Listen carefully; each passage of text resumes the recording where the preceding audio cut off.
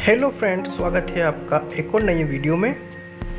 चलिए शुरू करते हैं। आज हम आए हैं राजस्थान राज्य के झालावाड़ सिटी में। झालावाड़ से लगभग 8 किलोमीटर दूर ऐतिहासिक किला गागरोन है, उसी का आज हम भ्रमण करने आए हैं। चलिए शुरू करते हैं। इस दुर्ग का निर्माण डोड राजा मिजलदेव ने करवाया था। आहू और कालीसिंध नदियों से घिरा यह दुर्ग लगभग 3 किलोमीटर में फैला हुआ है और ये जो दुर्ग है ये दुर्गम चट्टानों पर निर्मित है। इस किले में नींव नहीं है, इसलिए इसे बिना नींव वाला किला भी कहा जाता है। 12वीं शताब्दी के उत्तरार्ध में खींची चौहानों ने इस पर अपना अधिकार कर लिया था। इस राजवंश के पिपाजी भक्ति आंदोलन के प्रसिद्ध संत हुए। कालांतर में ये किला होशंग शाह, भीमकरण, महमूद खिलजी, सुल्तान बहादुर शाह तथा बादशाह अकबर के आधिपत्य में भी रहा। बाद में औरंगजेब ने यह किला कोटा के महाराव भीम सिंह को दे दिया। हाड़ा शासकों ने इस प्राचीन दुर्ग में अनेक भवनों और संरचनाओं का निर्माण करवाया। तिहरे परकोटे से सुरक्षित इस दुर्ग के प्रवेश द्वारों में सूरज पोल, भैरव पोल तथा गणेश पोल प्रमुख है। राम बुर्ज और ध्वज बुर्ज नामक 2 सुदृढ़ बुर्जें हैं। किले में महल, जौहर कुंड, नक्कार खाना, बारूद खाना और मंदिर दर्शनीय है। यह किला जल दुर्ग का अद्वितीय उदाहरण है। इस किले में जौहर कुंड भी है। इस जौहर कुंड में हजारों महिलाओं ने अपना जौहर किया और वह इस कुंड में आग प्रज्वलित कर इसमें कूदकर अपनी जान का बलिदान दिया।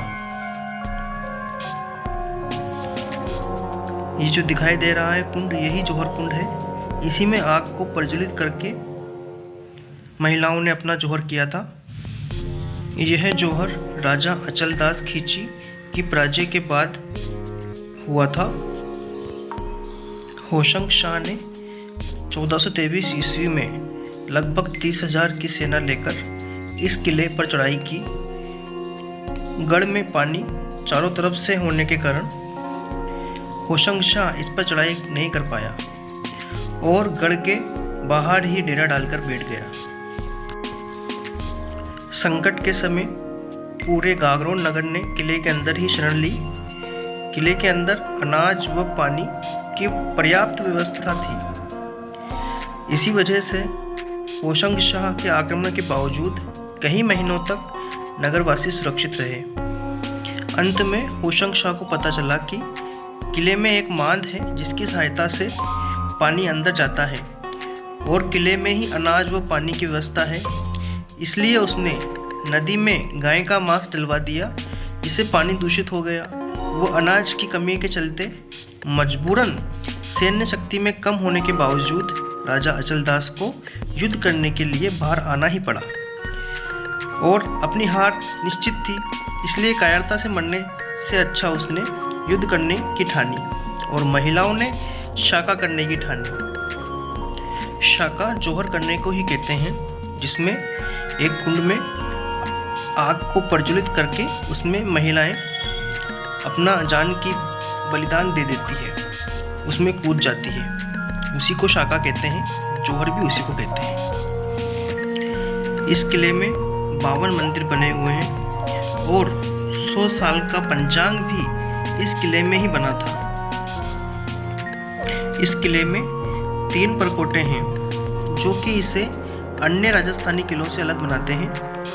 अन्य दूसरे किलों में सिर्फ 2 ही परकोटे होते हैं, जबकि जो गागरोन का किला है इसमें 3 परकोटे हैं। और ये जो किला है ये खड़ी चट्टानों पर बना हुआ है, इसमें कोई नींव वगैरह नहीं है, जैसा कि मैंने पहले बताया। इस किले में 2 प्रवेश द्वार हैं, एक पहाड़ी की तरफ खुलता है और दूसरा जो प्रवेश द्वार है वो नदी की तरफ खुलता है। गागरोन के किले को वर्ल्ड हेरिटेज की सूची में भी शामिल कर लिया गया है। चारों ओर पानी से घिरे होने के कारण इसे जल दुर्ग या जल किला भी कहते हैं। इसमें एक ओर आहू नदी है तो दूसरी ओर काली सिंध नदी है, और दोनों का जो संगम है उस संगम स्थान पर ही ये दुर्ग बना हुआ है। इस किले में 13वीं शताब्दी में अलाउद्दीन खिलजी ने भी चढ़ाई की थी, जिसे राजा जैत सिंह ने विफल कर दिया था। 1338 से 1368 तक राजा प्रताप राव ने इस किले पर राज किया और इसे एक समृद्ध रियासत बना दिया। बाद में वह सन्यासी बन गए और संत पीपा कहलाए। उनका मठ आज भी गुजरात के द्वारका में स्थित है। 1532 में गुजरात के बहादुर शाह ने इसे मेवाड़ के राजा विक्रमादित्य से जीत लिया और कई सालों तक इस किले पर अपना राज किया। बहादुर शाह किले में पाए जाने वाले हिलामल तोते को अपने साथ रखता था। हिलामल तोता बोलने में माहिर था, वो इंसानों की तरह बोलता था और काफ़ी वफादार भी था।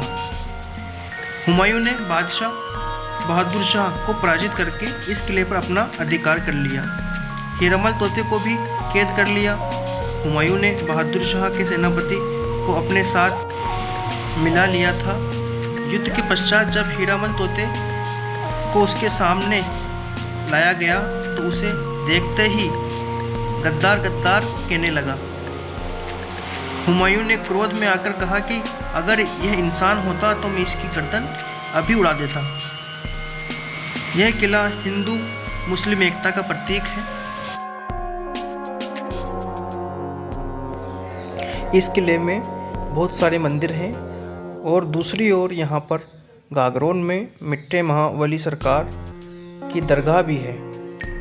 वो भी बहुत बड़े पीर मुर्शिद हुए हैं। गागरोन में हर साल मुहर्रम के महीने में उनका उर्स मनाया जाता है और गागरोन में मेला लगता है।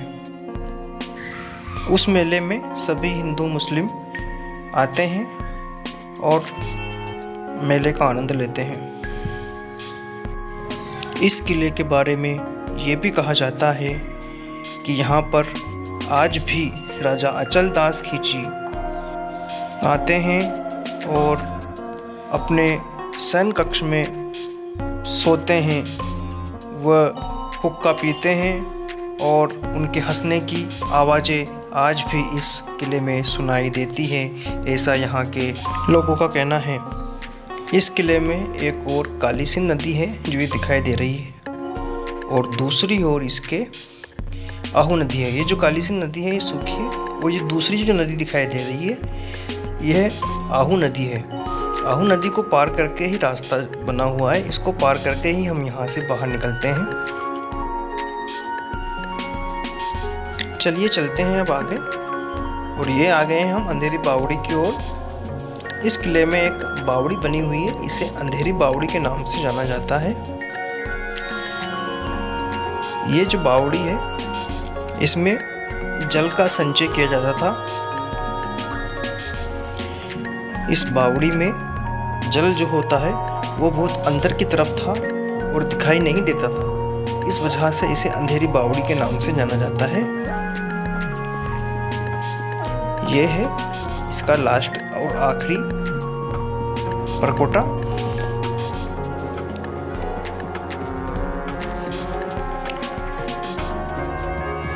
यही वो जगह है जहाँ पर काली सिंध नदी और आहू नदी दोनों मिली हुई हैं और इसे ही इन दोनों का संगम कहा जाता है। इस जगह पर चट्टानें बहुत सारी हैं और इन चट्टानों के ऊपर ही यह किला बना हुआ है जो कि बहुत ही सुंदर दिखाई देता है। इन चट्टानों की वजह से ही इस किले में नींव नहीं खोदी गई और डायरेक्ट इस किले को चट्टानों के ऊपर ही बनाया गया और इसके चारों तरफ पानी ही पानी दिखाई देता है जो कि बहुत सुंदर दिखाई देता है और इसी वजह से इस दुर्ग का नाम जल दुर्ग पड़ा और इसे जल दुर्ग के नाम से भी जाना जाता है। इसी प्रकार के वीडियो देखने के लिए मेरे चैनल को सब्सक्राइब करें, लाइक करें मिलते हैं एक और नए वीडियो में। Thank you for watching.